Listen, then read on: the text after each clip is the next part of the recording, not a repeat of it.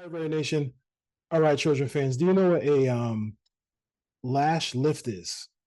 I don't know what that is. I can tell you what a pin and pull is. I can tell you what a cover two defense is, but I don't know what that is. But you know who knows what that is? Your girl. So your significant other, your wife, your fiance, they know what that is. So why don't you go to Instagram, go to Christine's Beauty Bar, check out Christine's Beauty Bar on Instagram. Promo code right on the bottom, PORSBR, and get 20% off her services. That she will take care of that part of it, and then you can sit down and watch the game. You can watch the new college football season. You can watch the new NFL season. You can watch the baseball playoffs. All those things, and she will be happy. You will be happy, and then when the appointment's over and the game's over, y'all can come together, go have a nice dinner out on the beach, rooftop bars. Those things are big in Southern California. So check out Christine's Beauty Bar on Instagram. Make an appointment. She'll take care of your significant other in every way, facial, all that stuff like that, and then she'll get that lash lift. I don't know where it is. Like I said, I don't know where it is, but I can guarantee you that your girl does. The hell we do? Let's smoke our. Goddamn, this is what the hell we do. Let's smoke our. Let's talk our. The Raiders goddamn way. Let's do. Goddamn, this is what the hell we do. Let's smoke our. Let's talk our. The Raiders goddamn way. Let's do. Welcome to the Put On Waivers Media Group, home of the Put On Raiders podcast and the Student Body Right podcast. This is your place for the best breakdowns and the best insight for those who fight on and bleed silver and black. Now, here are your hosts, Dwayne Douglas and Ryan Holmes.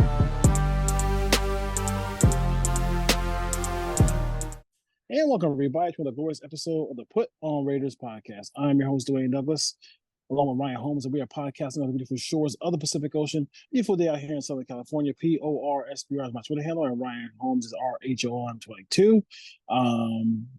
So the Raiders played their preseason game against the Vikings. I had a chance to already talk about it already, so this is going to be kind of like Ryan's turn to kind of get through.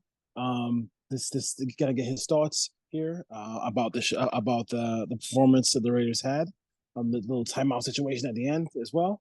Devontae is standing behind him, so he's very Devontae's not pleased without the prospect of playing in the preseason game, from what I hear. So we'll talk about that too as well. Ryan, how you doing today? I'm doing good. Yeah, I got a chance to finally catch up, watch the Vikings game. Actually watched it once, and then I watched the first half again in the last couple of days. So I've seen the first half twice now.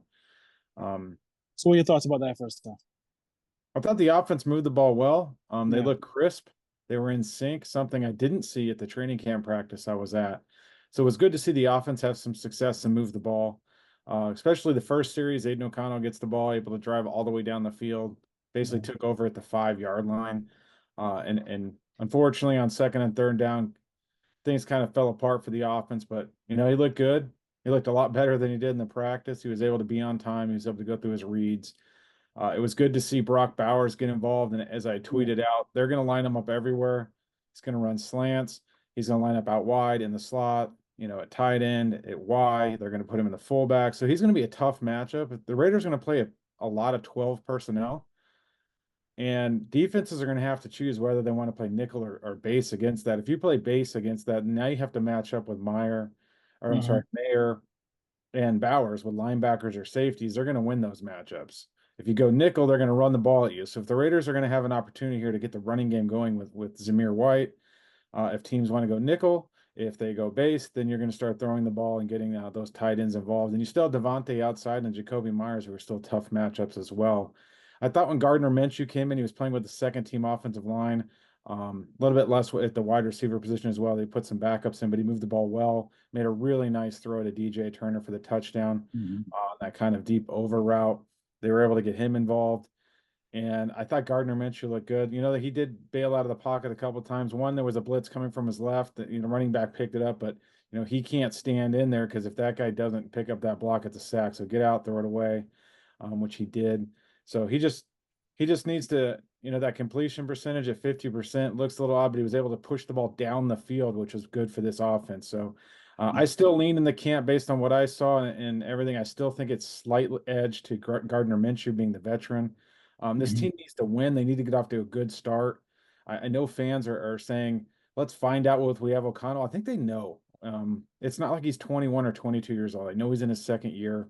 But AP's got a 2-year deal. He needs to win. He can't mess around and lose 3 or 4 games at the beginning of the year with Aiden O'Connell, unless they feel he's the better of the 2 quarterbacks. I would lean towards Gardner Minshew because this team has to get off to a good start. Yeah, I mean it's vital. The worst they can. I think people always break down the season into fours, and that first 4 games you got to at the very least be 2-2.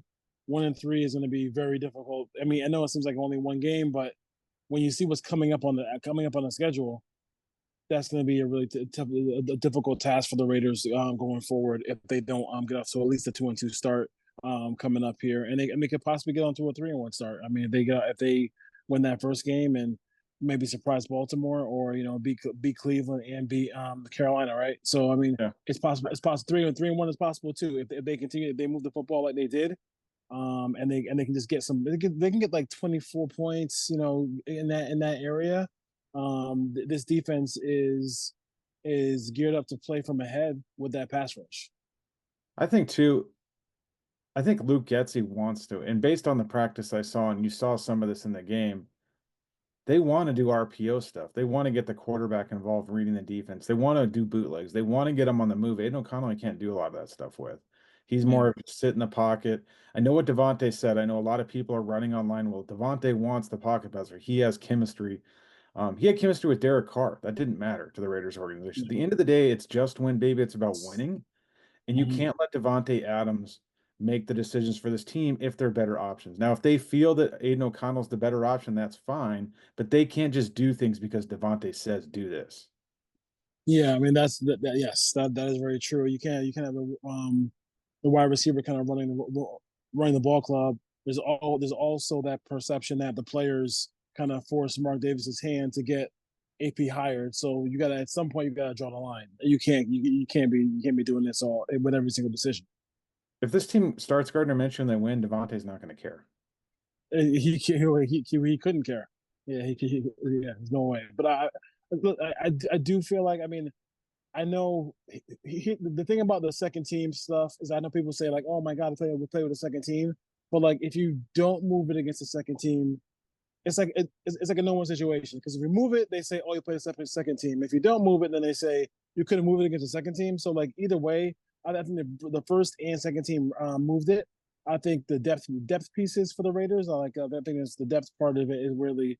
And I got into an argument in spaces this weekend. I was just like, listen, like I love Jack Jones. I thought he had a terrific interception of JJ McCarthy, who's unfortunately for the Vikings out for the year. But that was a great play. I thought Shaquille Bennett had a nice play breakup at the fourth goal. But like, if one of those dudes gets hurt, there's no veteran corner there, and Faison is supposed to be the veteran corner, Ryan, and he's hurt. Faison's in jeopardy of not being on this team. He's got to get into practice, and I was a little disappointed with the first team defense. The Vikings pretty much moved the ball with Sam Darnold pretty easily down the field. And for all the people out there that want to compare this to the 2000 Ravens or the 85 Bears, like you can't have defenses doing that. I know it's one preseason game. By all accounts, Max Crosby's been tearing it up in practice. He kind of was a non-factor for the first quarter, so that was kind of disappointing as well. But they'll get it together. They'll get the coverages right.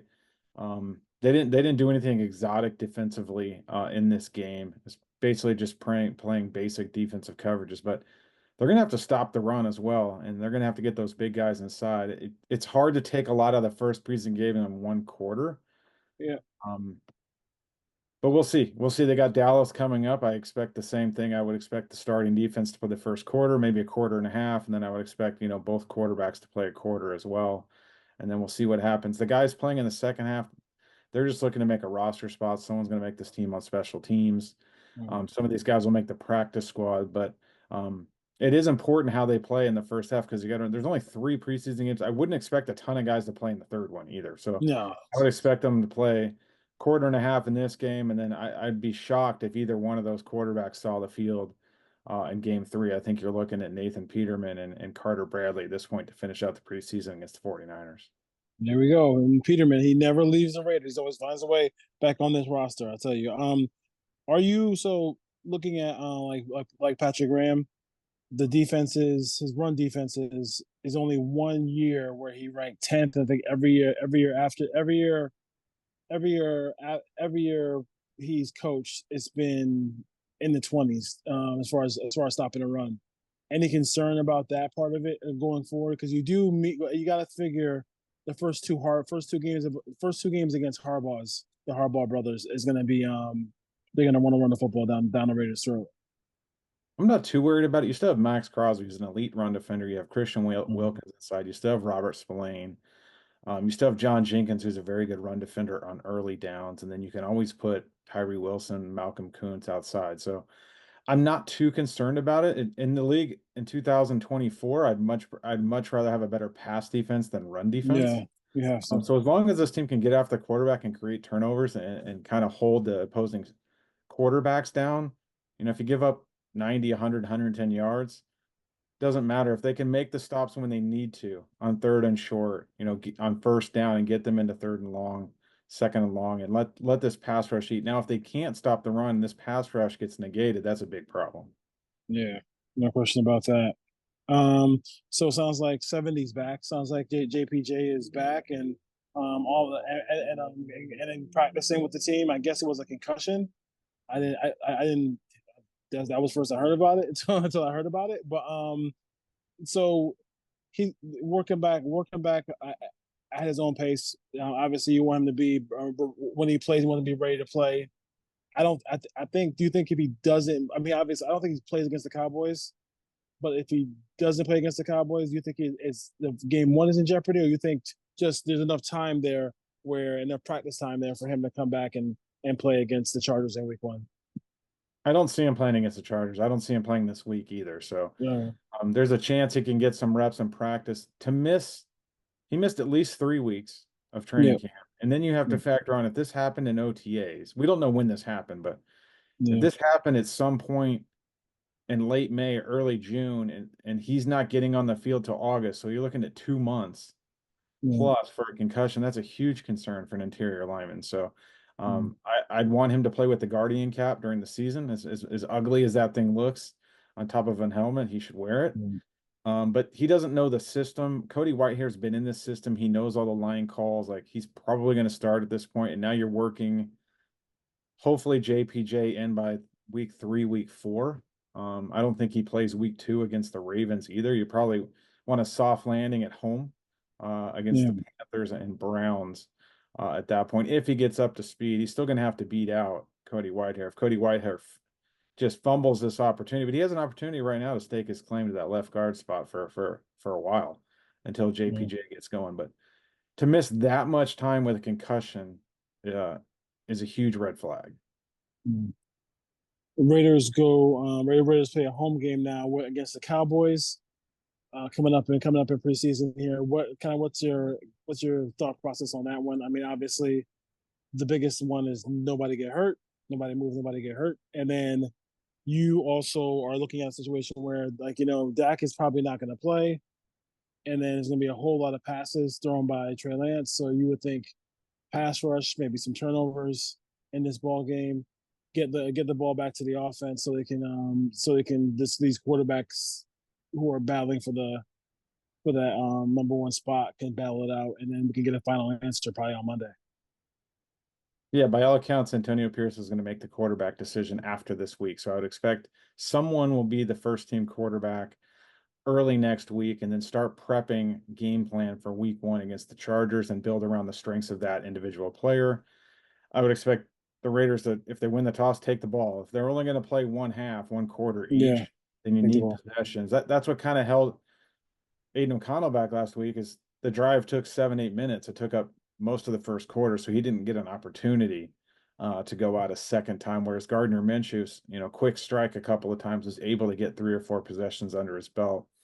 I'd like to see the defense get some 3 and outs, stop the run, getting some third and longs. I'd like to see a little bit stickier coverage on the back end by the starters. Because like you said, Dak Prescott's not playing in this game. CeeDee Lamb's not playing in this game. Yeah. You're probably, like you said, I don't know, is Cooper Rush still there? It's Cooper Rush, maybe Super Rush, because like my Trey entire Lance. family, my entire family is Cowboy fans. So, Cooper Rush is like pretty much the backup quarterback. He's actually played well, in the short stint in the preseason. But I don't know if they're trying to get things going with just trying to get some confidence, because even if you look at Trey Lance's career, he still has not played a lot of football at all. So it's they took a chance on that move, kind of a low cost move there to see if they get anything out of him. They still got to make a decision, Dallas, I guess, to pay. They got three people to pay, but the quarterback is going to be one guy who that everybody's looking at to see how much they're going to try to pay Dak Prescott. It sounds like they're talking again this week. So I would add as well, DJ Glaze getting a lot of snaps here, depending on the health of Thayer Munford.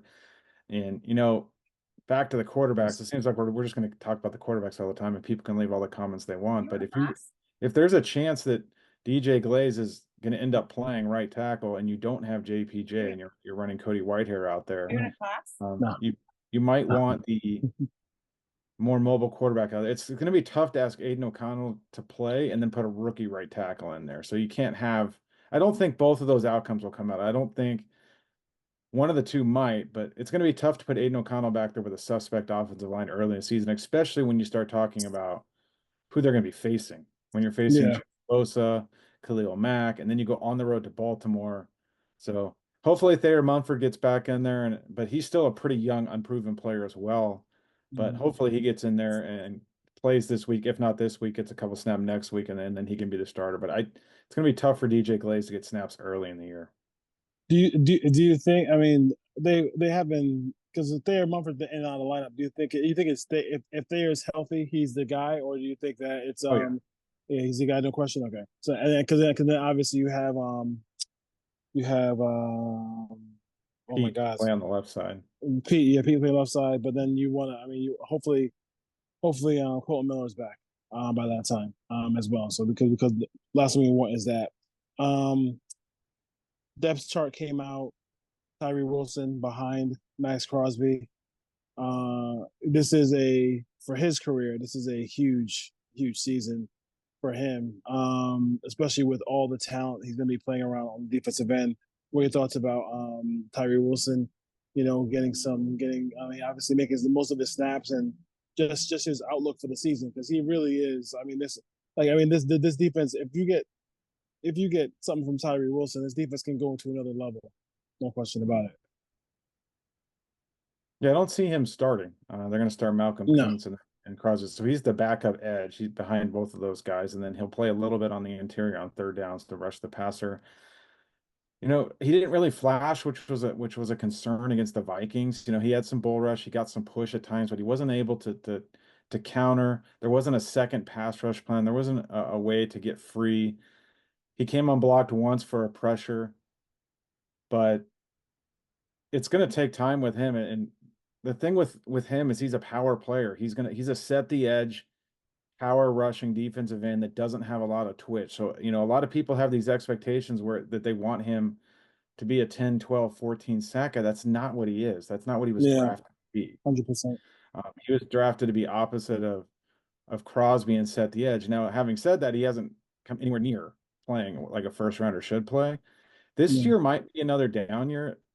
They got 5 years with him. So for him, like Max Kuntz didn't come into his own until halfway through year 3. So we'll see what happens. Maybe it's next year with Tyree Wilson. But if they're expecting him to explode off the edge and beat tackles quickly, with hand swipes, that's not him. Yeah, interesting. This is going to be it. I mean, I'm only bringing it up because we've been, knock on wood, we've never had a number 98 injury. Kuntz has been pretty much available, so I mean, I wanted Christian Gonzalez to set the record. So that's who I was. Yeah, well, he would look nice in a Raiders uniform right now. Yeah. I mean, there's a lot of. I mean, I would take a chance on Jalen, but hey, so what it is. But yeah, Christian Gonzalez would have been in this secondary. I mean, yeah, that's crazy. It's funny they had Christian Gonzalez and and they had Jack Jones, and it's just they kind of moved on from Jack Jones. Belichick, quote unquote, had enough of that. Any more thoughts about this? This is really the last preseason game. This is the Niner game. Doesn't Nobody's playing in that game. I could you and I could show up in uniform in that game. I can stand on the sideline. That's about it. Yeah, that's about it. But so just some things you want to see, and then also like how important it is to get off to kind of for this team to perform. So I think the worst thing that could happen is both quarterbacks stink up the joint against the Cowboys. That would be the thing that really would be kind of set everything back. I think deep down that AP already knows what he wants to do. I know that fans want to put a lot of stock into the preseason games because they don't see the practices, but these guys are practicing. They're in the meeting rooms every day. Coaches know what's going on. They know what they want to do with the offense. They know what they want to do early in the season. So I don't think, if one guy goes out there and goes, 6 for 8 for 80 yards, and the other guy goes out there and struggles for a drive or two, I don't think that changes the coach's minds. It may change the fans' perspective of what happens, but it is interesting that Vic Tafur conveniently released an article today about Gardner Minshew. He's been saving that one, and it just so happened that he drops it on the Friday before the second preseason game. So we'll see if that means anything. I don't know if it does or not. I thought the timing of it was weird, and it was basically just an article about how good Gardner is with the veterans and what kind of leader he is and how he is, in the classroom, and how smart he is and how good he is with X's and O's. I thought that was an interesting time to drop that article. So we'll see what happens next week. If it's Aiden O'Connell, we'll get behind Aiden O'Connell, but I don't think at the end of the day, either one of these quarterbacks moves the needle enough that is a make or break whether this is a playoff team or not. So yeah, see where they go with. I would lean towards the veteran that's been there, that's seen it, that played a lot last year versus what I don't see a lot of upside in Aiden O'Connell. I know a lot of fans are like, let him play. We don't know what he's going to be, but I think we kind of do. Like, I don't think this guy's ever going to be a top 10, top 12, top 15 quarterback in the league. So you're just spinning your wheels at that point if he's like the 28th best quarterback in the league or the 25th best quarterback in the league. And you might lose some games early while he's still developing versus this team's built to win now. Put the veteran in there and let him go. Yeah. Listen, I mean, you could flip a coin between two. I can see why people, we've had so much, like, stay in the pocket stuff. And I think I can work with Minshew trying to get him to step up in the pocket and stay in the pocket rather than, AOC is totally reliant around the play that's called and the people around them immediately. In that first couple seconds when the play is called. So we'll see. If he has some physical traits, like if he had an elite arm or a good arm, he doesn't. 100%. It's like a fringe to average NFL arm. The guy doesn't have a rocket of an arm. So like it's basically all intangibles and processing with him, which is good traits to have. But that's not going to develop you into an elite quarterback or even a top 15 quarterback in the National Football League. And I know people want to throw Tom Brady out there, but that's the anomaly. There's been one of those guys or Joe Montana type guy. Like if we're banking on that to happen, Brock Purdy. But at the end of the day, like you can't waste games and years of Devontae Adams and Max Crosby while trying to develop him because he's not a supremely talented player that you're just waiting. He doesn't have those kind of physical traits. So for me, I would lean Minshew. And if, like I said, if they go O'Connell, I'm going to root for O'Connell. I kind of don't think this team goes anywhere with O'Connell. And I honestly don't think they go very far with Minshew either. I still think this is a 7, 8, 9 win team at best. Yeah. And is this, and I mean, the age difference is like, it's not like Aiden is some like 21-year-olds like JJ McCarthy. He's just almost the same age as 2 years younger than Minshew. As Minshew. So some fun things before you go. Nicolas Cage playing John Madden. What are your thoughts about that? I mean, I kind of thought, where's Frank Caliendo? Why can't he do it? Frank Caliendo. I mean, I don't know John Goodman. I don't know, like you know what I'm saying. Like it kind of kind of fits. I can see him getting the hair going and trying to be John Madden. And then for folks watching the show in the comments, leave us who you would think would play the best Al Davis. Because cause I want to hear what your thoughts about who played the best Al Davis, folks. So leave that in the comments. But Nicolas Cage, I mean, not that he's not a good actor, but I just think I just can't see the transformation of him being John Madden. There's just no like physical resemblance at all. So like you Yeah, kind of lose credit right away because we all know what John Madden looked like and looks like sound like. yeah. I don't see Nicolas Cage being able to pull that off at the level that it would need to honor the great John Madden. Now he's a great actor. I just immediately go right to Con Air or National Treasure or some of these other movies. Yeah. I don't see him as a John Madden actor. And I wonder if it's gonna be like ESPN kind of movie, or is it gonna be like actually in the theaters? In the theaters, I don't know. I'll see who's coming out with that one. But yeah, I'm not probably Netflix. Netflix is all over sports right now. They have the track and field thing. They got everything going on as far as that goes. And speaking of football shows, the highest rated Hard Knocks in 5 years is the one that was featuring Caleb Williams and Chicago Bears and DJ Moore and everything like that. So interesting to see that is a fan base that is waiting to explode, kind of like the Raiders waiting to explode, but they actually have something to explode about this season. So we'll see. All right, Ryan, take care, safe travels, and we'll see you next week when we talk about the new quarterback, new starting quarterback for the Raiders, or will be the same quarterback. That's all for the Raiders. We'll see. We'll see. We should know in a couple days. All right. See you, Devontae. Take care. Take care.